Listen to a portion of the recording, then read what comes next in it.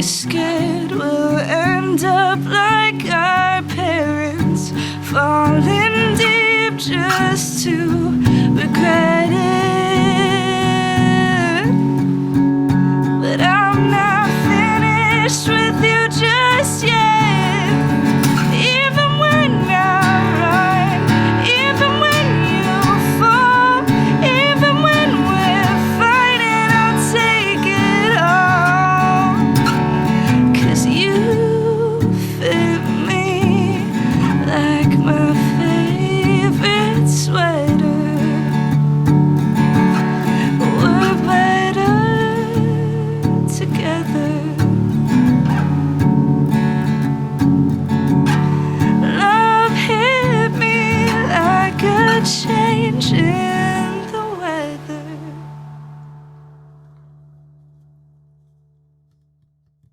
Welcome to this mini MBS session. Thank you, Gloria Elena. Yes. Okay, I almost said Alana, and I told you a little story of why.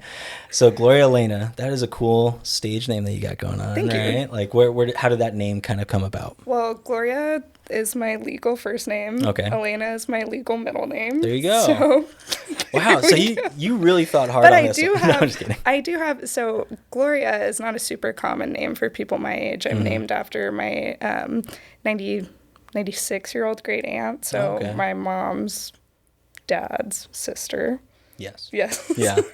And then Elena is my grandma's middle name. So I've always had this, somebody told me a really long time ago, like your name you're given is the first gift you're given. So like Wow. I Yeah. have these two really influential people as like part of my story. So. Yeah, and that's a really cool homage that you're paying to them as Yeah. well, kind of doing that. That's awesome. What got you into playing music and doing that? Did you get your guitar first? Did you start singing first? I honestly was like singing before I could even speak. Oh, like there you go. my mom just could not get me to shut up. She always tells this really funny story of how I think I was like 3 and we were in the car and she was singing and I was singing and I put my hand over her mouth and I was like, only me, mommy, I got this, only Mom. me. I got this. And I I got my first guitar when I was probably in it was like 5th or 6th grade, and it was a classical guitar with nylon strings. Oh, heck and yeah. me being a kid, I was like, this isn't an acoustic guitar. So Yeah. I went out and bought metal strings and put it on a classical guitar, which you should never do. You Yeah. should never do. A lot of tension for that that neck to handle. So that's where it all began. There you go. And then you've been playing ever since, right? I mean, I took a lot of breaks in between. Yeah. Like it would be like playing for maybe 3 months and then a break for 2 years, and back and forth and back and forth. But I got more solid with playing when I purchased my own guitar, which is the guitar I played for that song. I purchased that when I was 19 and I had saved up 3 paychecks on top of paying my bills, and then was heck yeah. finally able to buy that guitar. Right. It's such a good feeling. I remember having enough to buy my first guitar, and I actually got it tattooed on me. This was my dream guitar at the Yeah. time. And it was I don't know, I got it used for $400 or something, but it took me so long to get that. I Yeah. was like, ugh. That's how it was for my Mitchell. I think it was 3, I paid $350 for it or something, but it was so long saving up for it. And then there's a funny story that goes along with it. I remember going to the guys, it was on Craigslist. Oh, so there you go. I went to the guy's house and I didn't have enough cash with me. I thought I had pulled out enough cash, and I was like, I'm so sorry. And he was like, I'm not going to sell it to you. And Yeah. instantly I started tears in my eyes. I was like, okay, I understand. And, I'm going All back to hope my is car, lost. and I'm on my work, my lunch break from work, and Oh, he ends yeah. up calling me 10 minutes later. He was like, I feel so bad. You can come pick it up, whatever. And so I had to run back there, run back to work. But it was the best day of my life. Yeah. And then you didn't even want to work because it's just sitting in your car, Exactly, right? exactly. And I worked in Escondido at the time. It's 100 and something. Yeah. Oh my gosh. Just And you're it's boiling gonna guitar. Oh man. Well, that's so cool. Can you talk a little bit about the song that you played for us today? What was it called again? Yeah, it's called Change in the Weather. Yeah, that song, it's written about my partner now, Austin, and just how in the chorus, it's saying, I know you're scared we'll end up like our parents. That's been something that we've talked about a lot is, like, it's scary when you have examples in your life of things that should be good that end up not being good.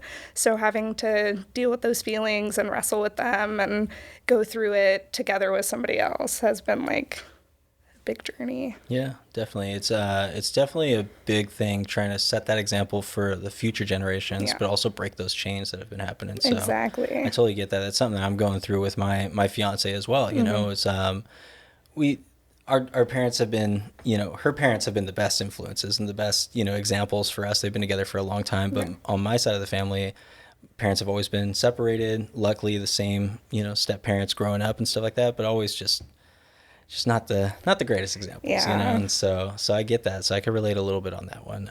But it's tough, and so that's really cool that you could kind of like sit down and kind of put that out into words, right? And kind of get that so that's not internal, right? Like, does music help you kind of externalize a lot of that stuff, or what does music really do for you? Yeah, I would say that there's just so much that goes into it. I feel like music is the only way that I can get out those emotions and like really process my feelings. Like, I've done therapy, I've done like self-help workbooks, all this stuff, but music to me is like it's like breathing. Like there's nothing without it, I guess. Yeah.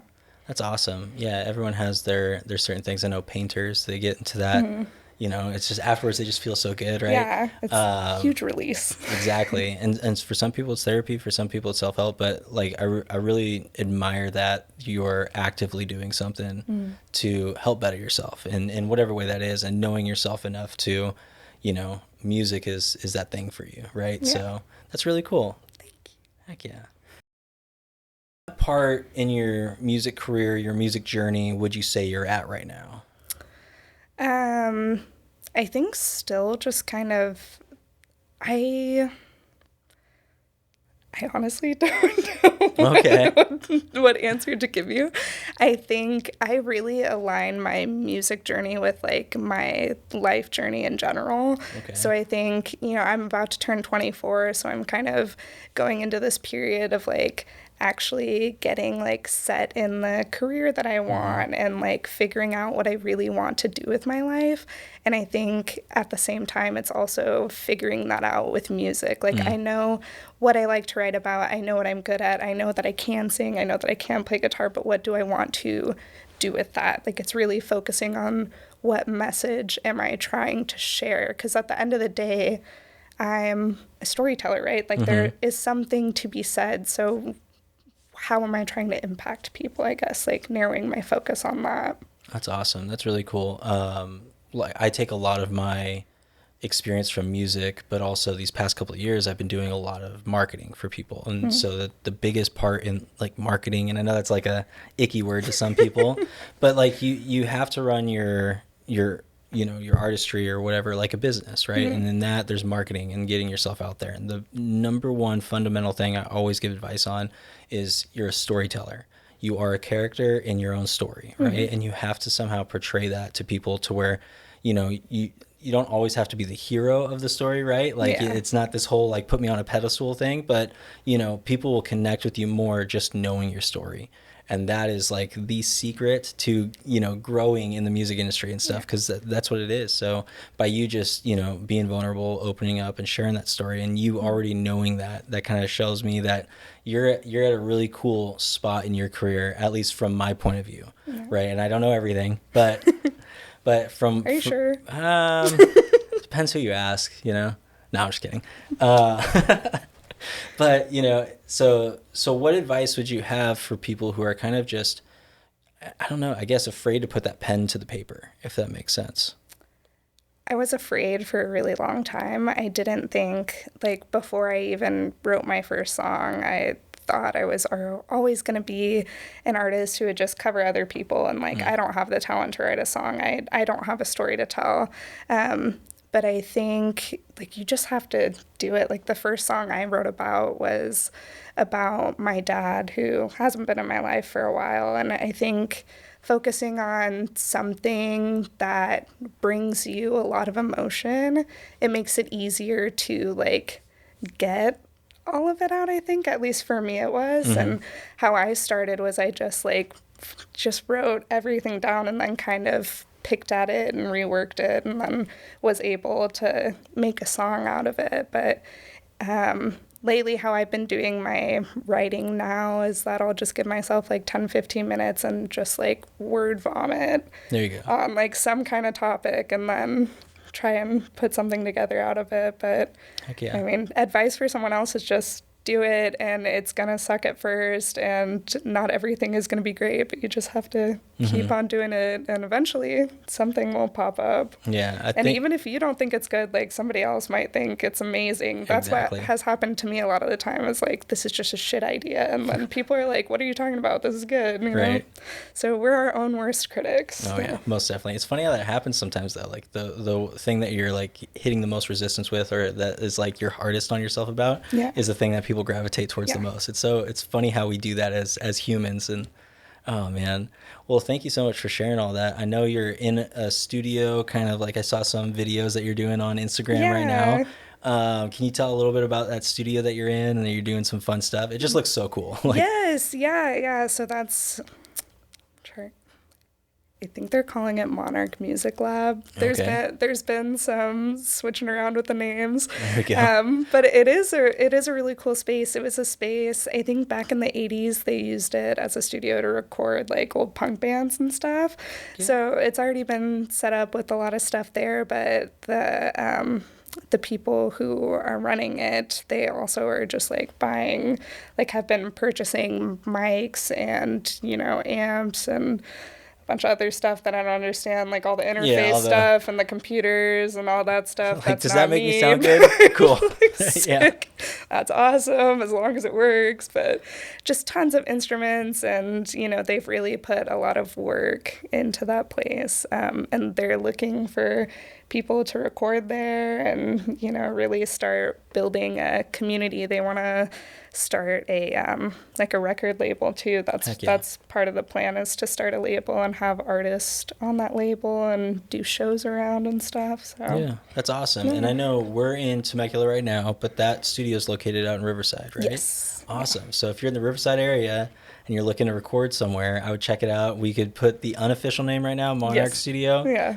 If that changes at all, we'll just change whatever link it is in the description. But that studio in Riverside, It's links awesome. in the description. Double thumbs up. Heck yeah. So how can people support you where you're at right now? Do you have any music on Spotify? Are you kind of in that process of getting it on there? I have some stuff on Spotify and Apple Music and everything. I'm not super happy with it because it's Okay. pretty old, but I'm working on getting my newer stuff recorded. If you do want to listen to that older stuff, my artist name is Gloria Elena. Elena is Elena. Perfect. And again, all the links in the description. We want to make sure it's as easy as possible for people to just click, find you, and support in any way. So thank you so much for coming in and, you know, blessing us with that song that you played and just sharing your story a little bit. I'm so glad that we were able to give you a platform to do that.